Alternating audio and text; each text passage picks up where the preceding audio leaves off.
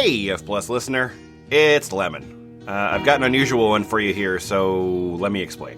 Okay, back in August of 23, we recorded an episode of Stories from Not Always Right. If you're not familiar, Not Always Right is a Web 2.0 site from like 2008, which is a collection of user-submitted stories mostly about the service industry, hence Not Always Right. Okay, you got it. Right. Okay, so the thing is, the tenor of the stories from Not Always Right is an frankly infuriating combination of dubious and banal. As in, like, you're telling me the story, and the details are suspect, so I don't actually believe this story is true. I don't think it actually happened, but also the story you're telling is so insipid and pointless, and, like, it fails the basic criteria of actually being a story, so, like, as long as you're lying, I really wish you'd lie better. The point is, Not Always Right hurts me. And the ridiculists on this podcast, they all know that, so they're always wanting to go back to Not Always Right. They wanted to do it in episode 210, where I recast everything inside of a GameStop, despite where the story actually might have taken place. They wanted to do it in episode 263, where I got so distracted, we ended up doing like 15 minutes of Crypt Keeper gags. And then they wanted to do it again in August. So we were going to read this document from Lucky Numbers, and this document had a specific focus. This is all stories from Not Always Right, with the tag of Inspirational. So that's the doc we read. It was, as you might imagine, stupid and infuriating. So much so that when we actually put it on the shelf to get edited, I forgot about it completely. And I'm telling you that to lead into the next part. A couple months later, a completely new group of ridiculists wanted to read this inspirational Not Always Right document. And I tell you this in all honesty, I did not remember recording this already. Like, at all. What I'm saying is, we read like 75% of the exact same material in both recordings, and at no point in the second recording did I go, hang on, I think I've read this before. It actually wasn't until we were all uploading the files afterwards that I realized what happened. So, with this being episode 400 and all, I wanted to do something special for you, so here's the deal. Okay, the first group, we're going to call them Team Edward, and that was me, and then that was Boots, Adam Bozarth, Nacho Gulag, and Toast. Then the second group, a couple months later, we're going to call that Team Jacob. That was me with Achilles Healy's and Frank West and Shell Game, and actually our first ever recording with Positive Stress. It's a great addition. We're totally going to have Positive Stress back. But what you're going to hear here is the collective output of both groups. Sometimes I'm going to use the take I found funnier. Sometimes I'm going to use both takes. Sometimes I'm just going to smush them together. If you're one of those people that comments to us, I can't tell the difference between these voices, this is probably either the best episode or the worst episode for you, depending. Is this as good as episode 300, which was just Kumquat saying the word episode 300 times? Honestly, that's not a fair standard for everything. So, let's begin. First story. This is really going to set the mood of the tenor of what I'm talking about with these stories of Not Always Right. Because Adam has something that's about a minute and a half long, and it is unquestionably not a story at all. This one's called The Compliments Are Complimentary. It's from Michigan. Adam. I'm a firm believer in brain vomiting every positive thought I have when appropriate. This mostly results in complimenting strangers I'm almost guaranteed to never see again. One day, weird and wacky. Yeah. As I'm working at the grocery self-checkout, I see a woman with a sun tattoo on her arm. The tattoo is the crest of a fictional kingdom from a movie I love. Why would you? Okay, I don't know why you needed to anonymize that, but that's fine. I, in passing, said, I love your tattoo. Thanks! I love you!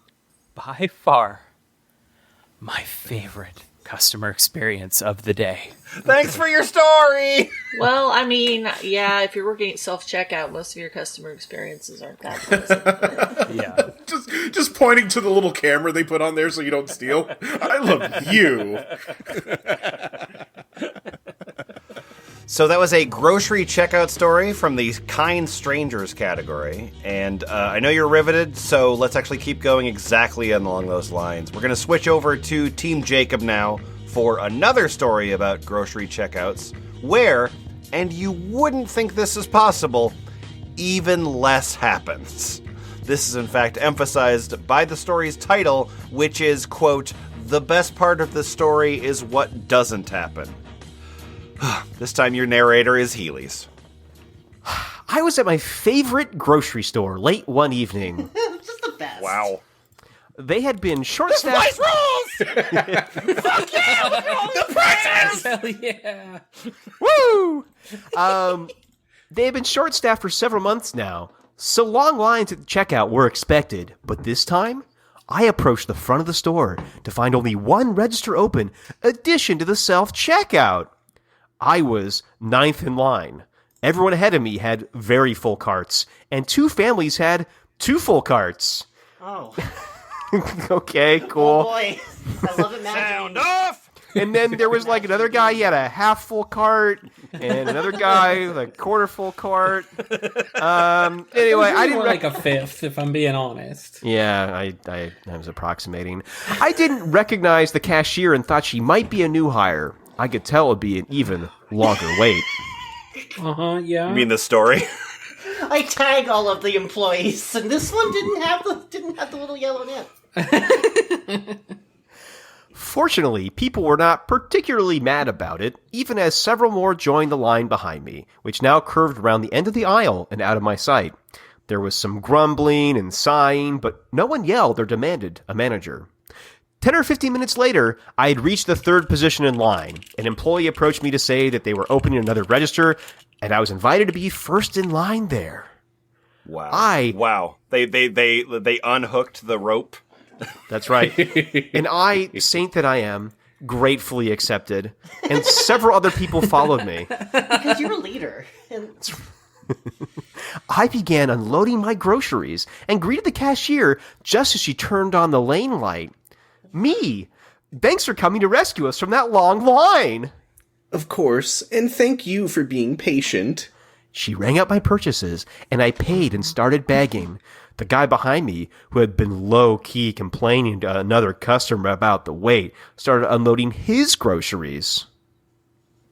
hey, thanks for working so hard. I bet this job isn't as easy as it looks. 'Cause it looks fucking easy. You're right, but it's not too bad. As I was leaving, the next group started unloading their groceries. Sorry Hanging out about at the wait. door, listening. Meh, don't worry about us. It could have been worse. You're doing a great job. It was so refreshing to hear that many people just deal with a slight... Huh? I'm not... Hold on. I'm gonna get to the good... I'm getting to the good part. Oh, okay, great. Okay. It was so refreshing to hear that many people just deal with a slight inconvenience patiently instead of taking out their frustration on the underpaid and underappreciated employees trying to help them. End of story! Well, yeah, it's all of their favorite grocery stores. Why would they be mad? Jesus Christ! Is this my punishment for not doing the grocery shopping with you? I'll do it next time. I promise. Oh my god. That's... I also feel like the best part of this story is what doesn't happen could be the title of every single story on Not Always Right. It's the narrative you're not hearing. I really can't get over this image of the author just sort of hanging out with their cart at the door, just sort of listening to the next. Well, when you got such an electric vibe happening like that, you gotta be part of it. Yeah, he's just I nodding slowed at down the on the way camera to the like door. that mountain man in that one gif. Walk to door, open the door, camera pans in, they pause for a moment and cock their ear to listen. And when they hear the positivity, they just smile, and then the credits roll. Yeah. I don't even want to go home. Can I stay here all day? With all of you. That's why there was such a line in the first place. No one wanted to leave. What a non-event. All right, that's 2 grocery store checkout stories down. So now we're going to switch over to the world of baristas.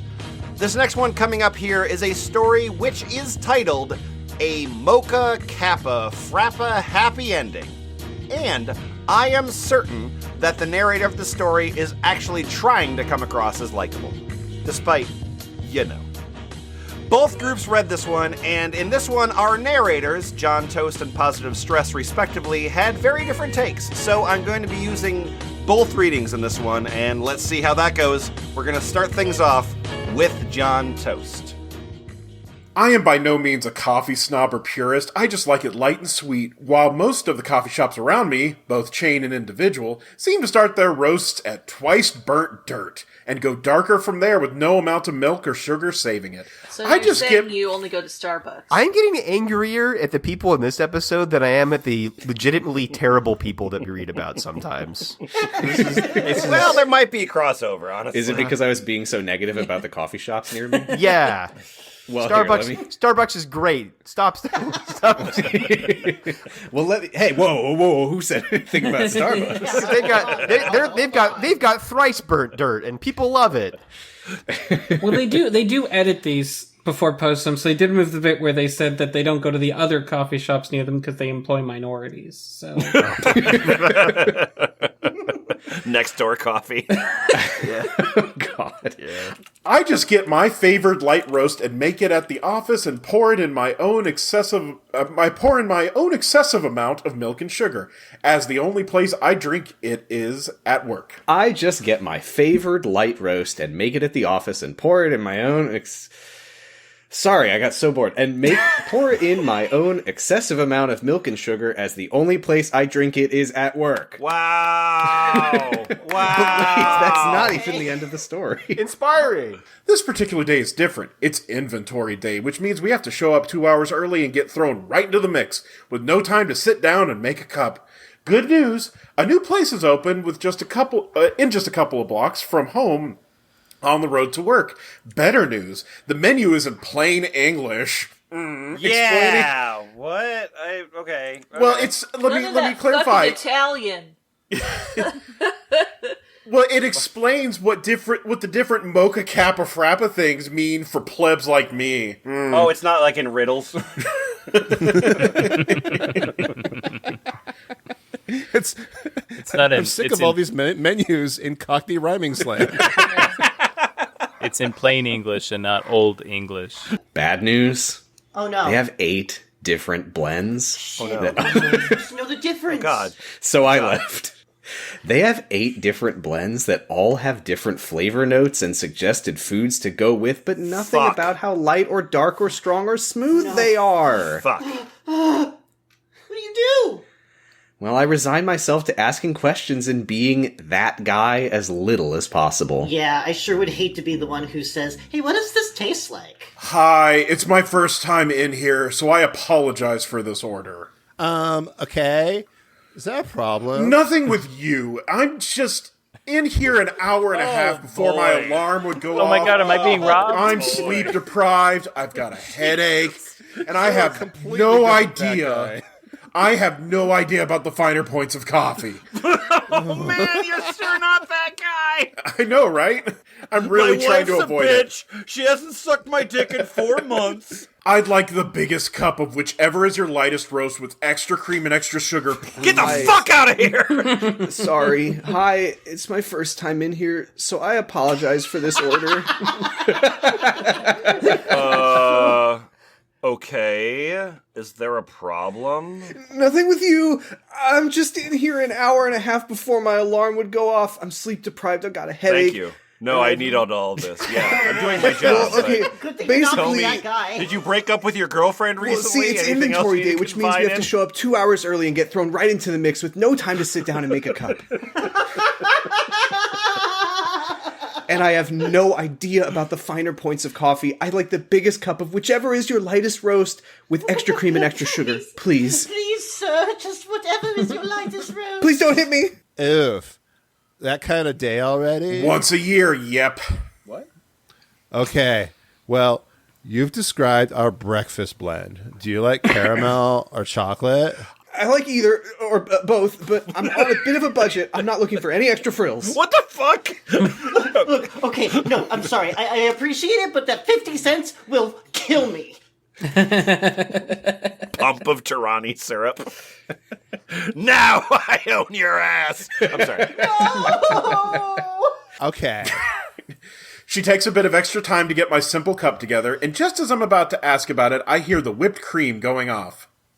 Excuse me, I said nothing extra. Don't worry. Whipped cream's free. Well, that's good to know. Then she sets it down, and I notice the dark and light brown squiggles over the top and insides of the cup. Okay, I know for a fact that syrups aren't free. It's my first time in here, and I know that. I'm not that guy. Well, technically no, but it's your first time here. You sound like you need it. And the boss says we each get one good customer. Bonus per shift. Oh my god, thank you. And thank the boss for me, too. You just did! G.I.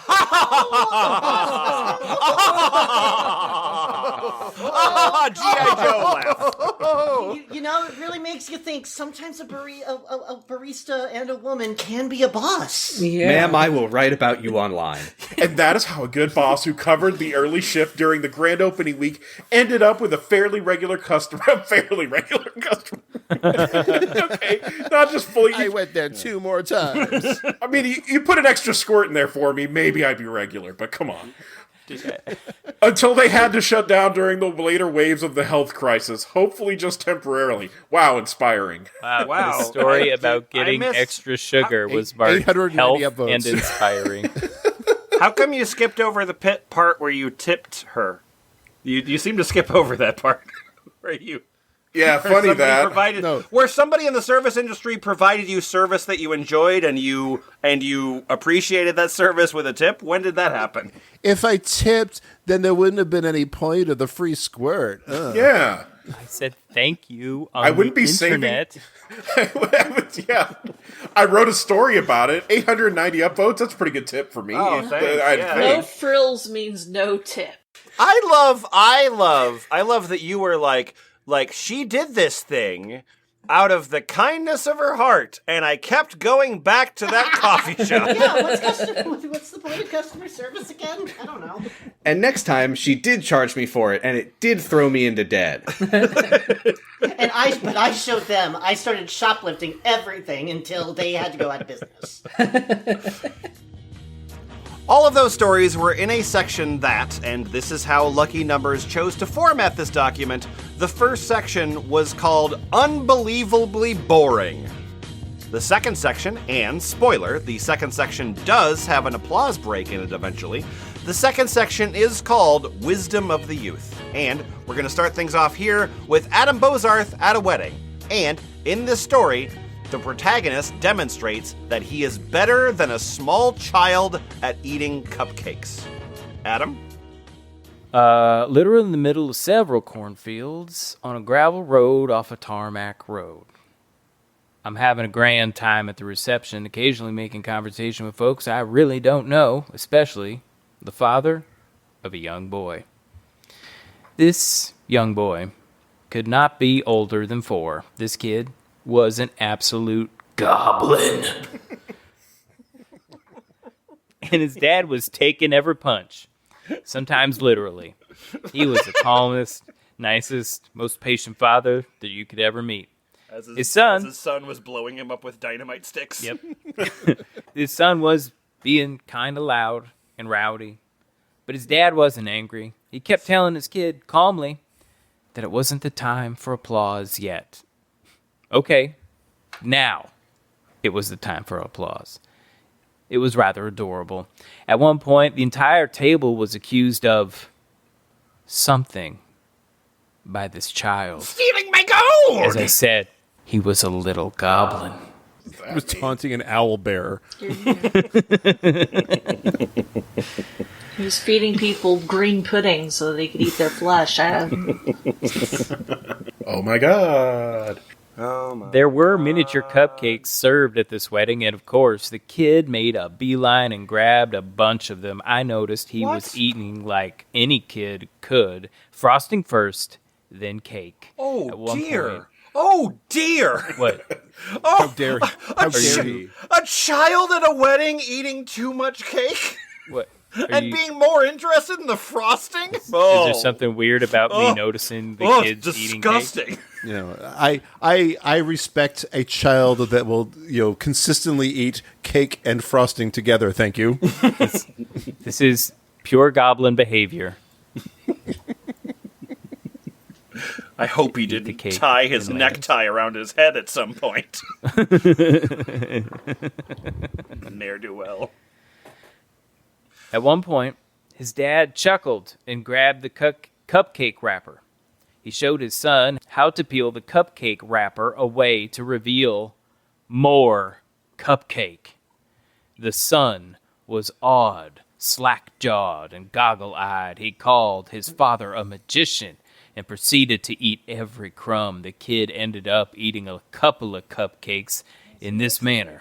Frosting first, then the visible cake, and then his father would peel the rest, and the kid would scarf every last morsel. In other I news, decided. it rained once. Yeah, it's like, okay, 4-year-old kid needs his cupcakes peeled for him. Sure. Okay. This is yeah. an inspirational story. Oh, okay, right. I decided that if this kid wanted to see a real magician, Uh-oh. dot. I grabbed my own cupcake and a butter knife. I said, "May I enlighten your son?" And by the time I finished the word son, I got punched. By the May I- entire wedding. It was the father of the bride. Huh. May I enlighten your son Fuck off. as to the best way to eat a cupcake? His dad laughed and nodded. The kid stared at me, enraptured. I said, "Okay, what you do is you peel the wrapping off first so you get the whole cupcake, right? Then you cut the bottom half horizontally, and then you take it apart like this, you see? And then you flip the bottom half over, and then you make yourself Don't do this. a frosting sandwich." But That's just stupid. that's what? Okay. Why would that have helped?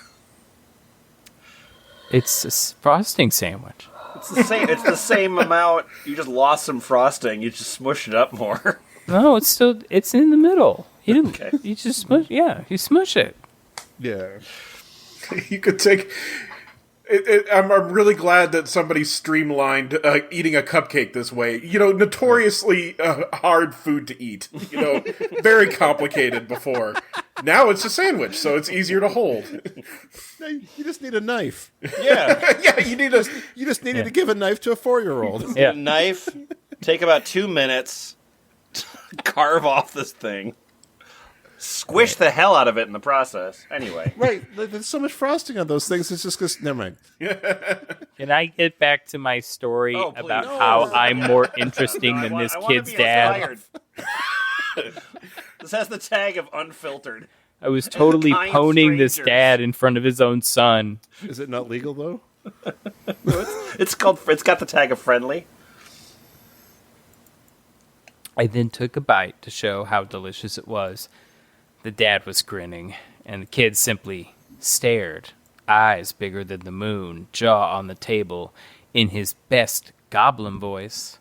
He growl-screamed to his father, Get me another cupcake! Good goblin voice. Father, laughing! Now, see what you've done? Like the father would have just said, laughing. Yeah. Laughing! Ha ha! Disappointed! Oh, yeah. They tried it a couple of times, with varying degrees of success. Yeah, And it's almost like this is the worst way to eat a cupcake. Shut up. Oh, seriously, fine. try No, another this is one. like- So this is like critical. one of those Again. fucking cupcake hacks that pops up like in social media. I saw it on Every- TikTok, and it's better. Yeah. Troom presents 17 ways to eat cupcake. And it's got that like treacly like music behind it, like ding ding ding ding ding. Yeah. ding. You have been eating cupcakes wrong. There's a story in this doc called Nobody Makes a Monkey Out of Mum. And if you're noticing that this title used the British spelling and pronunciation of mum, I can tell you that Shell noticed that as well. And so, Shell decided to read this whole story, which could be summarized as I saw a mother do parenting once, with this voice. She puts her basket on the floor, out of the way. She then sits cross-legged next to the boy, gently puts a hand on his belly, and starts singing a happy little made-up tune in a beautiful, soft voice. There was a little monkey boy making lots of noise. A little noisy monkey boy making lots of noise. Pinky- The people Pinky's stopped back. instead and put their hands over their ears. Oh, noisy little monkey boy, what's gotten into you? That's good enough, because now we're going to be digging into a very not always right story called A Tale of Two Sitters. It's a story about the human condition, a story about taking care when to judge other people, and a story about Karens really speak this way. I like both versions, so you're going to be hearing both at different times, but you should know that it's also a story that takes place on the French metro. So... this is from France, and I am on the metro, it's a subway, during rush hour. Arriving at the station, I see a little girl with a bandaged leg and a crush getting into the car with her mother. Since there are no seats available, she stays up. A few seconds later, a young man dressed like a thug. Yeah. Oh yeah, sorry, that's the Tale of Two Sitters. Thank you. I got you, Frenchie. Appreciate it. Since there are no seats available, she stays up. A few Hey, seconds- narrator, didn't you say that you're on the subway during rush hour? I'm the subway. Yeah, so this girl with the bandaged leg and the crutch who's standing up, I wonder if there's something you could do about that. Well, the narrator was already hovering on the ceiling. Oh, I see. No, I couldn't possibly because I was using all my energy to post on Not Always Right. Just, no, I have to sit here. I have to type it as it happens. Well, I can't If I stand. don't- I'm using both hands to type. If I don't post this, then it's like it didn't happen, and whatever good comes from it isn't real. So Anyway, a few seconds later, I don't like where this story's going. What? There's not going to be any coded racism coming up, is there? A young man dressed like a thug on a seat behind them calls to the mother. Now we're Wait, clear. so this inspiring. I was racist, but I was wrong. Ma'am, take my seat for your child. oh, thank you. As soon as the young man gets up, however, a middle-aged lady in a business suit jumps onto his seat without saying a word. Ma'am, I gave my seat to the little girl, not to you. You should have said so. You were right in front of me, and you clearly heard me. Besides, it's obvious this girl needs a seat more than you. What's your point? My point is that you're rude and impolite. Who the fuck do you think you are to talk to me like that? Do you know who I am? It was amazing. She really put that thug in his place. I guess it goes to show you. Know your role. You little fuck. My husband owns some big company. You know. They own Ubisoft. You're thinking of Ubisoft. They own all the well-known food places. It's Ubisoft. My husband owns Ubisoft. My husband is a rabbit. I'm infinitely much richer and more powerful than you. Oh, yeah. Now we're not always right. Times a million. Yeah. I think this might be the truest story ever on this website. Wow. Grinning. So powerful and rich, you take the metro to go home? The sound of me grinning. Grin. Swing. So powerful and rich, you Okay, this should not have been a comment. Yeah, no, read it how it's punctuated. Yeah, read it how it's written. So, powerful and rich, you take the metro to go home? Thank you. Stunned, the middle-aged lady looks like she's been struck by lightning. Oh dear. She sheepishly leaves the car at the next Holy station. shit! Yeah, she does. Yeah, she does. People like the thing about people like that is when they're corrected, they do the right thing. It's true. Well, see, like literally, like a hand broke through the sky and stamped the word "owned" on her forehead. The young man then turns to the girl and her mother, who are literally speechless. The sound of me turning to the mother. Chunk, chunk. So wait, did they all just sort of stay in stasis until the train Well, stopped? yeah, no, hang on. We got to get to the end of this really good Yeah, story. it's important. It's important. To the mother. Sorry for that. There's your seat. The whole car cheered and applauded him. Whoever you are, Metro gentlemen, you have my thumbs up. I don't want to nitpick, but shouldn't he have been saying that to the child? Wasn't that the whole point of the story? The whole car cheered and applauded him. Yay! Next stop, GameStop. Where everyone gets a free game. Whoever you are, Metro gentlemen, you have my thumbs up. Inspirational. This French is like Le Boutique Électronique. I'll say that to the listener, to the podcast listener, it took us a couple takes to get through this for technical reasons, which meant that every time we had to do another take, my accent got worse. Or better. Yeah, Depending on how you see I it. disagree. I think you got to practice. More. Like, it got more. It definitely got more, whatever your opinion of the quality is. Into the next section now, and this is just a single story from Team Jacob. This one's titled, That's One Wholesome Coping Mechanism. Because one person's mental illness is another person's content.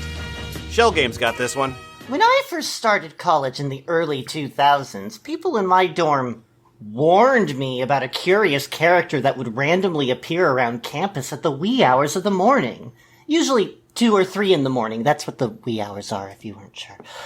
Wearing a teddy bear costume, happily prancing around with balloons tied to her wrists, and hugging random strangers she would encounter. Now, this was a town of fewer than 10,000 residents, and violent crimes were virtually unheard of. Safety was not a particular issue. So this is like a new like Zooey Deschanel pilot. Is that what we're looking at? It has been a while, hasn't it? Yeah, too long. People determined that it was highly probable that it was a female because of the physical stature of the mysterious person and because a few reported gathering a whiff of perfume when she hugged them. Yeah? Despite the fact that she had been doing it for years, no one had any clue as to her identity or why she was doing it. Making it even more difficult was the fact that she didn't have a routine. Each encounter was a complete chance encounter, and sometimes no one would see her for months. Even more interesting, if you tried to follow her and she noticed, she would immediately bolt and vanish with what appeared to be a planned escape route. This literally just sounds like it's a creepypasta. Well, that's, creepy, yet fascinating. Oh, okay. It's a fascinating pasta. I'm glad you told me it was fascinating because I was pretty bored, but No. This is incredibly interesting. and inspiring, right? I assume at some point. Yeah, it is that inspiring. I am so inspired to do this also now. I won't tell them that this is you. Actually, I'm just inspired to always have an escape route from any situation. I didn't think much of it until one night when I was heading home from hanging with some buddies, and from behind a corner of a building ahead of me, a teddy bear head popped out. Oh, well, that's okay. You'll have to restart the night. Startled, That was a fucking timely joke. I committed as much as I should have to that joke. Startled, I froze, and she pranced out in front of me, balloons tied to her wrist, as everyone said, and started doing little jumps in the air and waving at me. Then, as they said she would, As it was written. she stretched her arms out for a hug.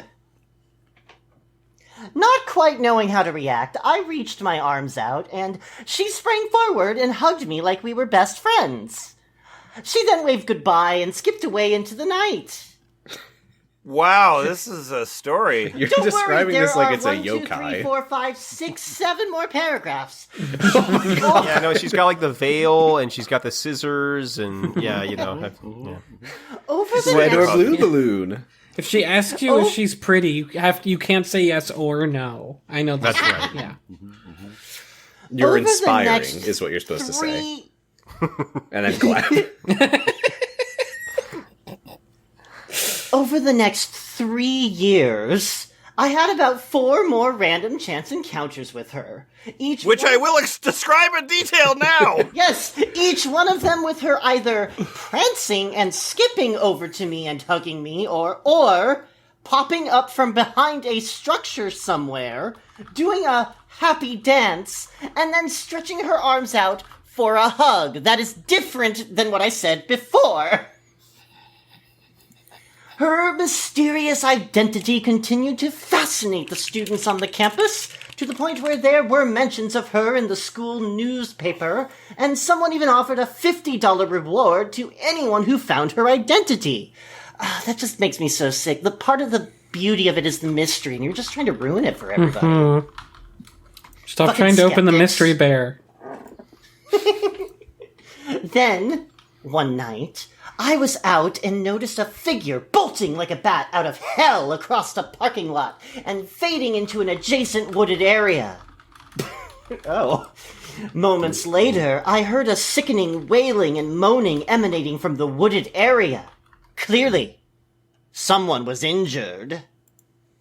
I made my way over to find the girl in the teddy bear costume laying on the ground, apparently having tripped over something and seriously injuring herself.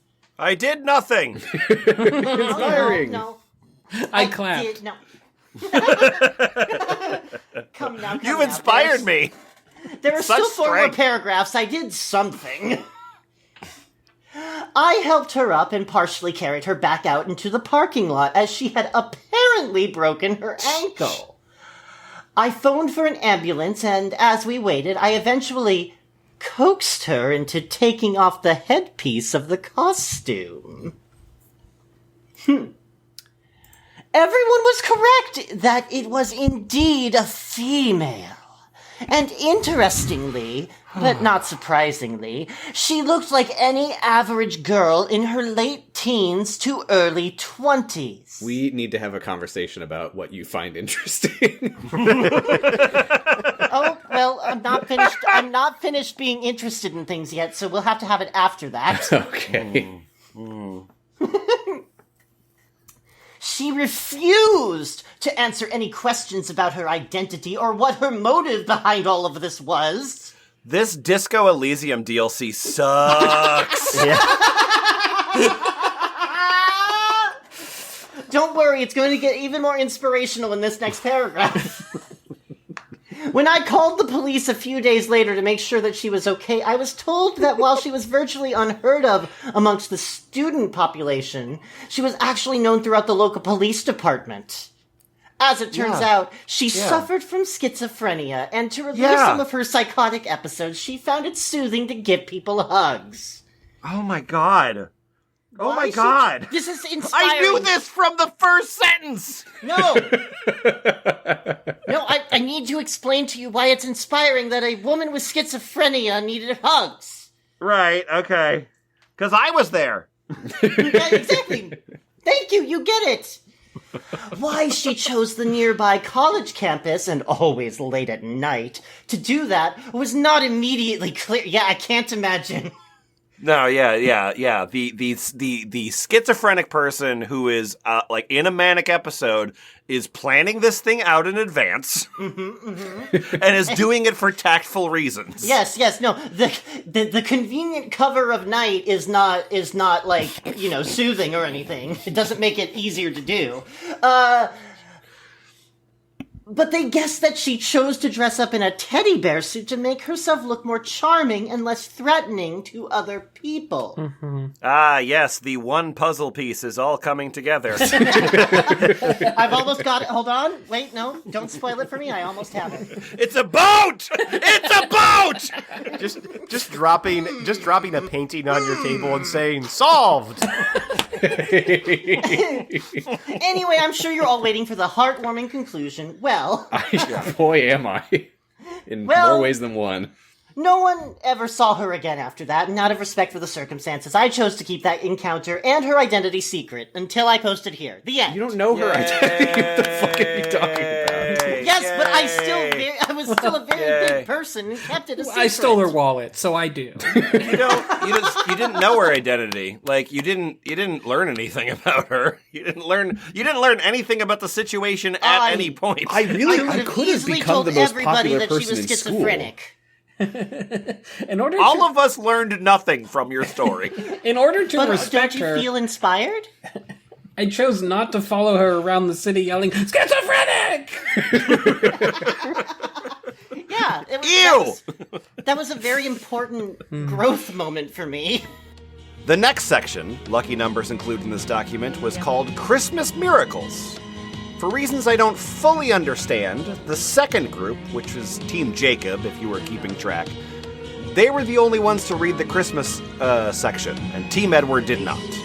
So we're going to get to the first story, which is called It Wasn't Just the Power Meter You Fixed That Night, in just a few seconds. But before we get there, I want to tell you, do you remember the part in this episode edit where I called out Shell Game's British accent before immediately going to the next reading and getting to my French accent?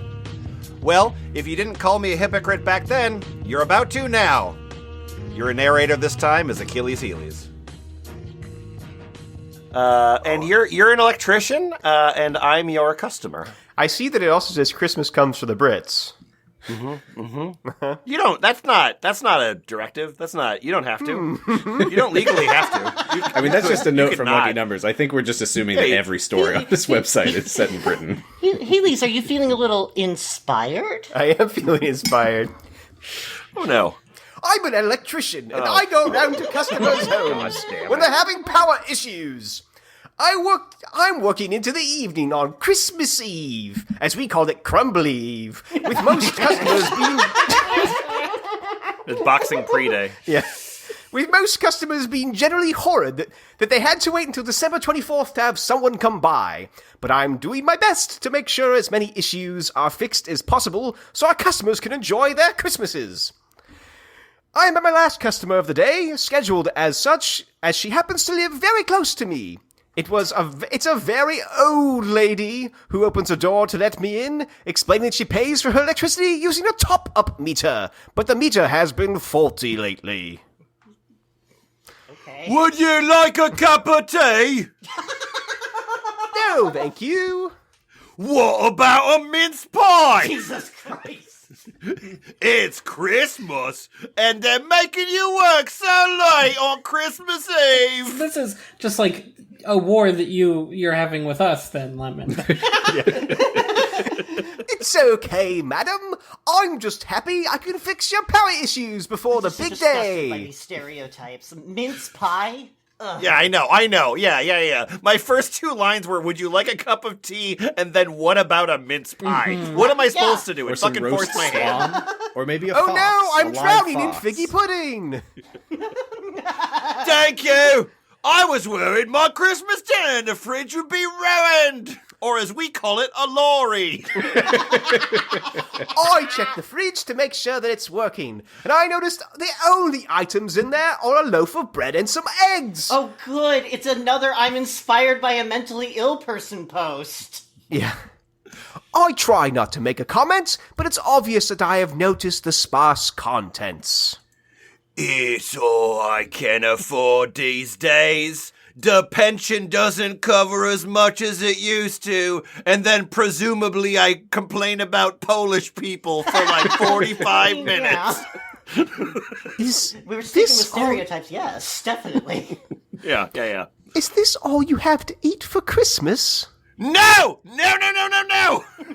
I have a can of baked beans in the cupboard! Let's go! You're having beans on toast for Christmas? And a mince pie! Okay, are we sure someone didn't write this just to make fun of the British? No.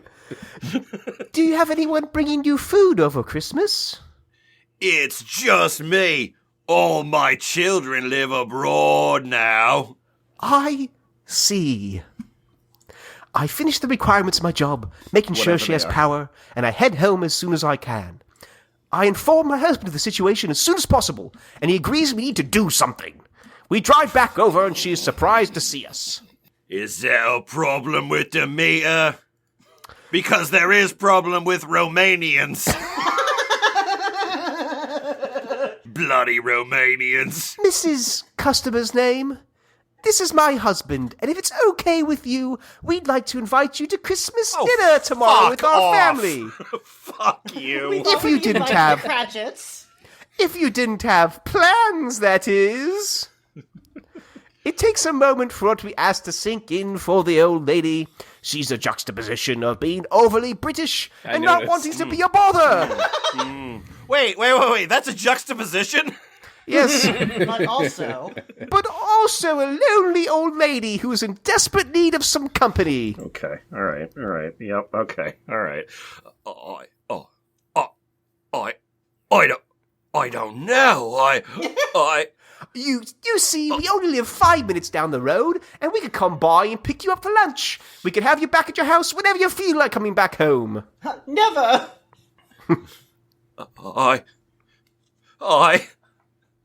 I think I would like that very much. Wonderful. My name is my name, and this is I believe you mean brilliant. Yeah. Bloody hell. Blimey. My name is my name, and this is husband's name. We'll be by tomorrow at 11? Question mark, apparently. And then they do. Like they do. There's a whole bunch about how they just do There's that. like I do the thing that we described, but then take the very last sentence. We can't wait to see what we do for her for Easter. We've adopted an old lady. I mentioned Boxing Day just to make sure, and Christmas pudding, just so We you know. took the that, eggs out of her fridge and started Jesus! hiding them all over the place. You're welcome. No, it's British Easter, so instead of doing something like hiding eggs, they just went to the country and christened every baby that existed there. Goth Christmas, Goth Christmas, Goth Christmas, Goth Christmas. This is a story about people who are very British. Goth Christmas. I have a bit of holiday trauma from an abusive, overly religious stepmother. My father usually deliberately worked on holidays to avoid her religious fanaticism, but allowed her to burn gifts we got that weren't religious enough. Oh, no, this is America. Yeah. Yeah. I don't know. I've heard some stories from about some British mothers lately sure, that make me think. As such, I'm not a big fan of Christmas, and as an adult, I don't celebrate it for years.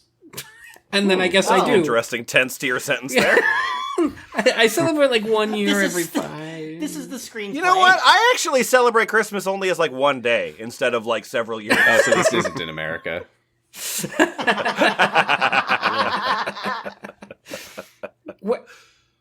When I marry my wife who loves Christmas,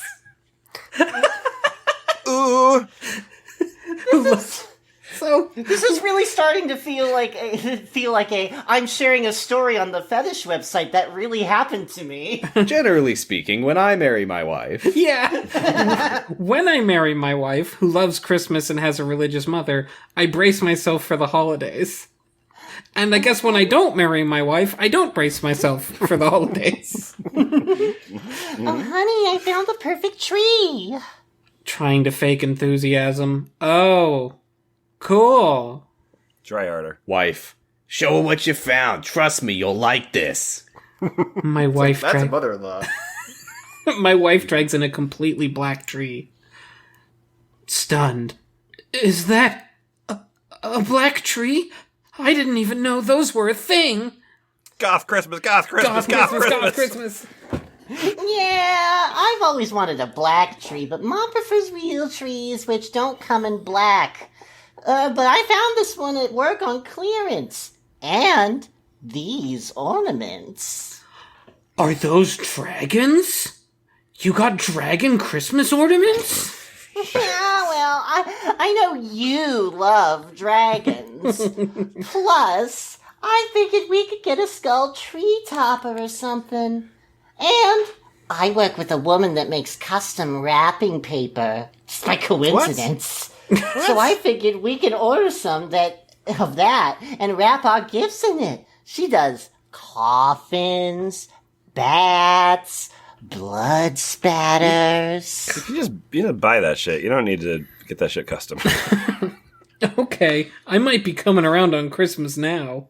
I did find an angel tree topper for you, though. She proudly pulls out a weeping angel from Doctor Who.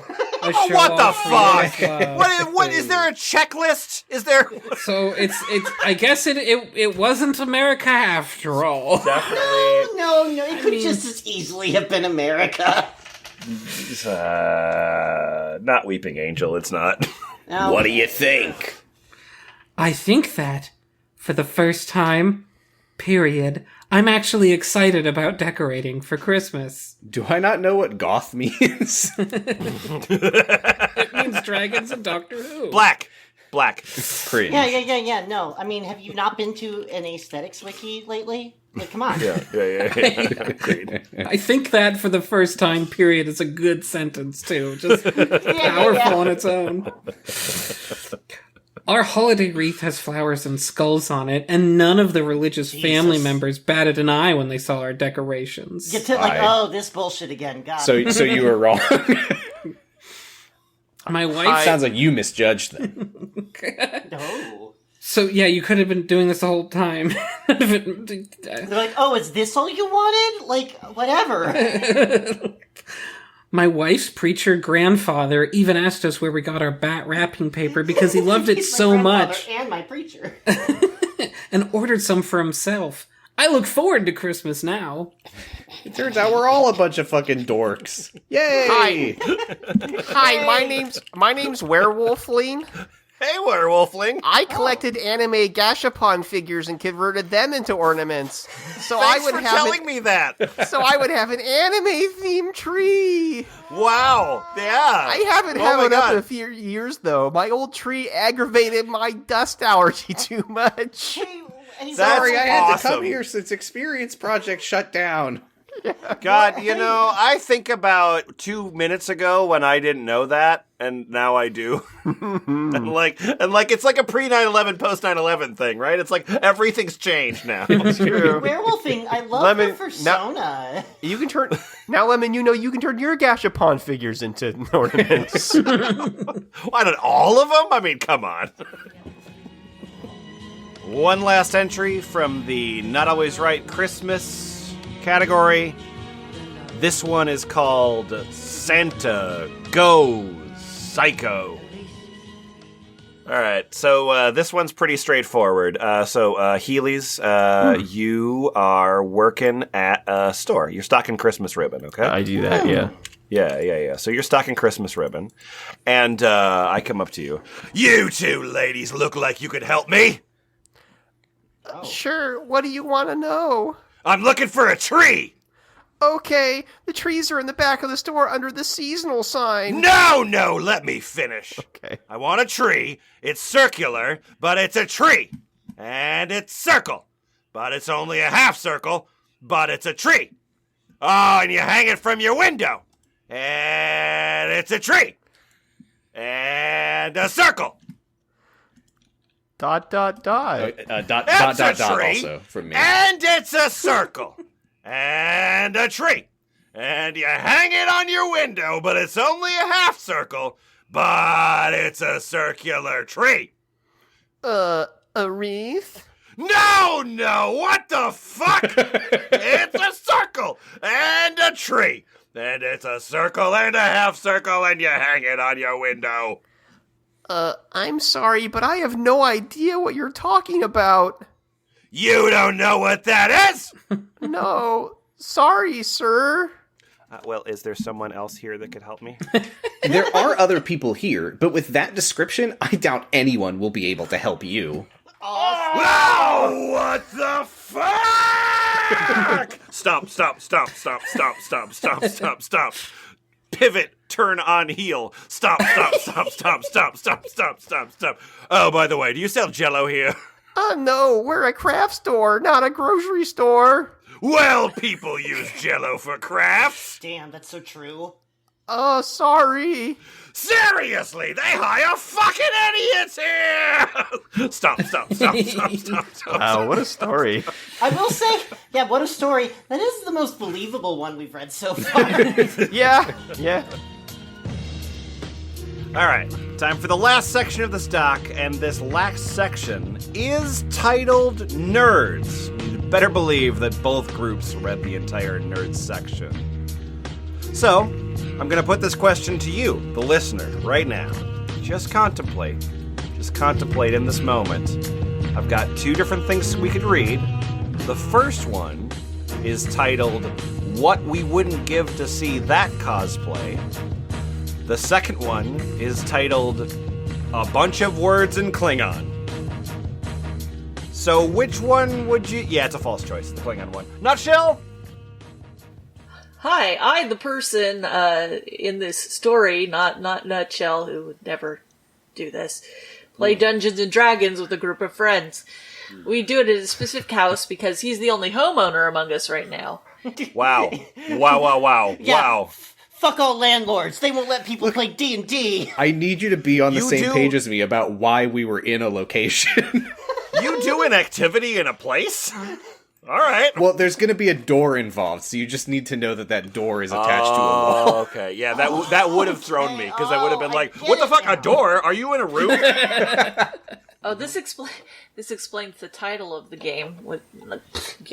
story, which I can't pronounce. Ooh, My friend- I want to. Yeah, go for it. Yeah, please. I'll wait till Nutshell reads the sentence, and then I will. You will see the prompt. My friend speaks Klingon and answered the door in Klingon, his standard way of dealing with solicitors. Okay, here we go. Tlingon ho dakra kamusa. That's how you say hello. Yes, What hi. an inefficient language. Yes, hi, my name is John Toast. I grew up on Next Generation, and I watch a lot of Deep Space Nine. Thank you. I'll be here all episode. So did I, but I don't speak Klingon, buddy. Well, you haven't watched it as deeply as he has, then. I guess not. Well, fucking kapla then. Kaplod. To our surprise, the salesman answered back in Klingon as well. Yeah. Just waiting. And that's when I picked Applause up my break. bat lift.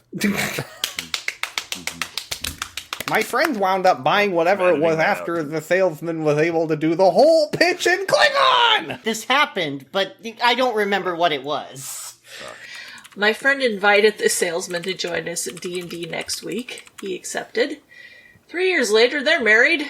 The salesman also isn't working door-to-door anymore. He now manages social media accounts for a company. Fuck. All right. What a lateral move. Coffee is for closers. Oh, I The can't tell you which Klingon one. says, "Do you speak Klingon? Love you." By the way, Wow, and she did. yeah. And I love your tattoo.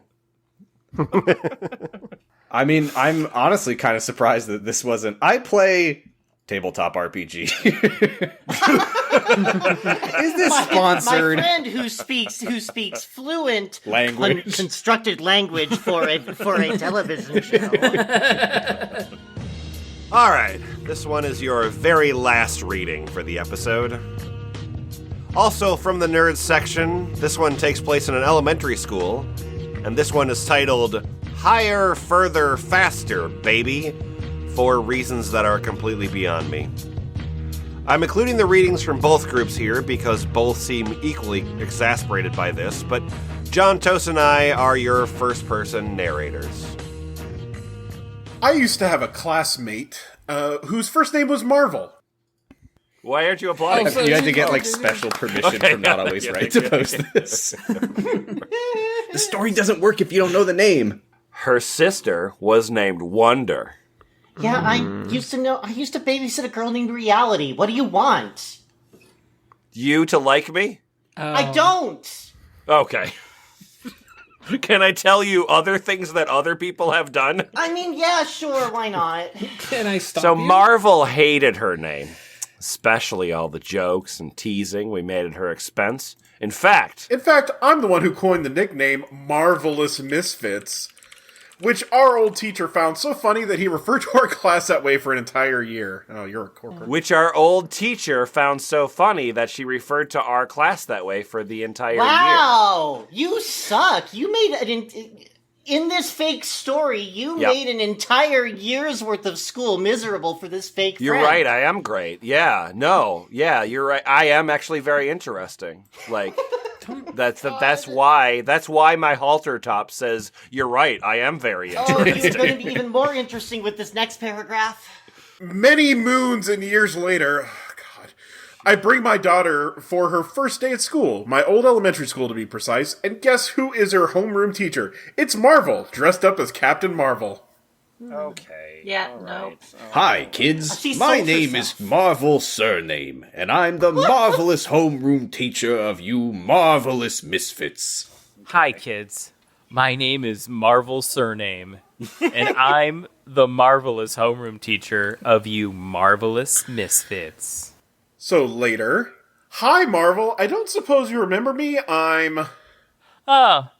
Your name? My name. Wow. It's been a while. Yeah, I must say, I didn't expect this of you. The teaching or the marvelous puns? Both. But let's focus on the jokes. You used to hate them so much. Okay. That's how she started class. Yeah. Yeah, no, and I knew this because, I just sort of sat there the first day of school the entire time. I assume this is the first time she's ever done this because she's still allowed to teach a class. I'm the marvelous homeroom dressed- teacher of you marvelous misfits. I have 3 quests for you. She's dressed as Captain Marvel, which made the kids go, which one is that one? I didn't see that one. It seemed boring. Okay. So later, after this fucking real thing that she said, I went up to her and I said, "Hi, Marvel. I don't suppose you remember me, but I'm Ah, my name. Linda! Wow, it's no, been a not while. your name. I'm my name. I'm not Marvel. Yeah, I must say I didn't expect this of you. The teaching or the marvelous puns? Well, both. But let's focus on the laughter. jokes. You used to hate them so much. Yeah, no, you're right. This does need like a Big Bang Theory, like 20 seconds. God. Laughter.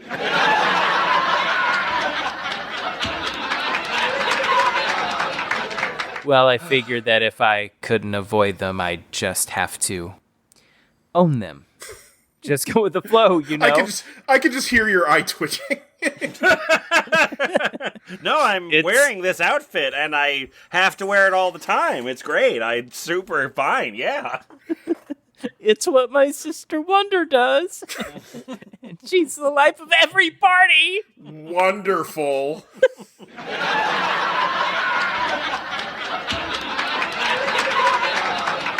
Okay, so Marvel was a great teacher. She made school fun and enjoyable Is both this a for her eulogy? students. Really stimulated their interest and encouraged their hobbies. But she also got every single student of hers hooked on the Marvel Cinematic Universe. Oh, so So she wasn't for a good applause. teacher. Okay, so Hold she fucking for sucks, applause. got it. Come on, come on. What other movies are these kids able to watch? What the fuck? She got Somehow all these she kids managed to get hooked them to on watch the air. movie. Somehow she managed to get them to watch the movies that were the only movies in the theater at the time of her teaching them. How did she do it? Marvel was a great teacher. She made school fun and enjoyable for her students, really stimulated their interest and encouraged their hobbies. She also got every single student of hers hooked on the Marvel Cinematic Universe, Thanks, Marvel. Appreciate that. some to an exasperating degree. But that's another story. Fucking God damn it. If I typed into Chat GPT, write me something that's lemon kryptonite, it would be just this, exactly. That's from the DC universe, you idiot.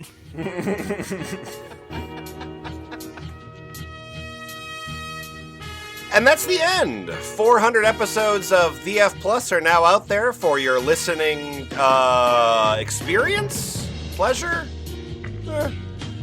I don't know if you know this, but if you go to thefpl.us/stats, you can get a whole bunch of statistical information about our show. Like, how many episodes has this person appeared in? Or, like, how many documents has this person made? Those sort of things. And as of this recording, if you were to go through the entire catalog one by one, which, to be clear, I do not recommend you doing that, but if you did that, it would take you 21.5 days.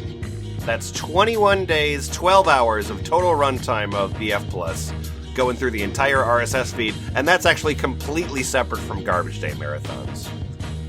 From this whole thing, what did I learn? I mean, nothing that we haven't already stated in this and our two other Not Always Right episodes. These stories have a myriad of problems, but it's the lack of narrative cognizance that's always the most startling to me. Like, characters exist, or at least a character exists, because they always want to cast first-person narrator as being lovable, but the very concept of an anecdote just eludes this entire community. And I look through the site right now, and I think maybe they just wanted somebody to talk to. They didn't have a partner to come home to after a long 6-hour shift at GameStop and say, I had this customer who was a total idiot. And that story would have been boring, but the listener that listened to it would have liked that person enough that it wouldn't have mattered. They'd have shared that boring story, they'd have had some udon noodles, they'd have played Monster Hunter. It would have been alright. Instead, we have this Reddit-like experience where people are leaving comments, chasing clout and upvotes, despite every story being completely unattributed anyway, and so there's several concentric circles of what's the fucking point. And if you want to know what's the fucking point, you can go to Ballpit. Actually, another piece of business I want to share with you. You might have noticed that the F Plus episodes are up on YouTube, and they definitely are. A substantial percent of our catalog, probably more than 80% of our catalog, playable on the YouTube platform. If that's the way you'd prefer to consume F Plus episodes, you go right ahead. By all means, I've done that since putting those up there. But there's one thing you should know, which is that anything that's over there that's not owned by us, it's owned by YouTube.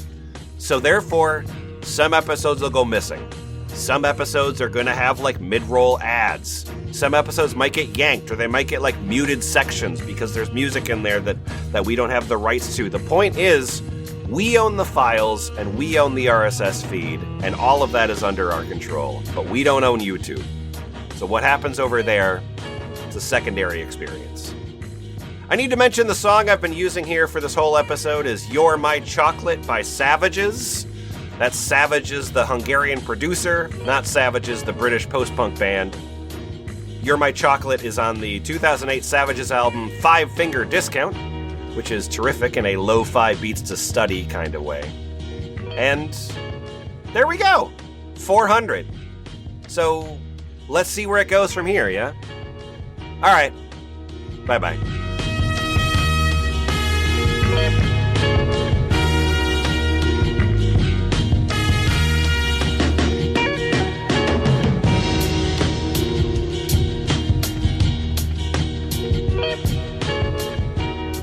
I'm at a restaurant with my family and the waitress is taking our drink orders.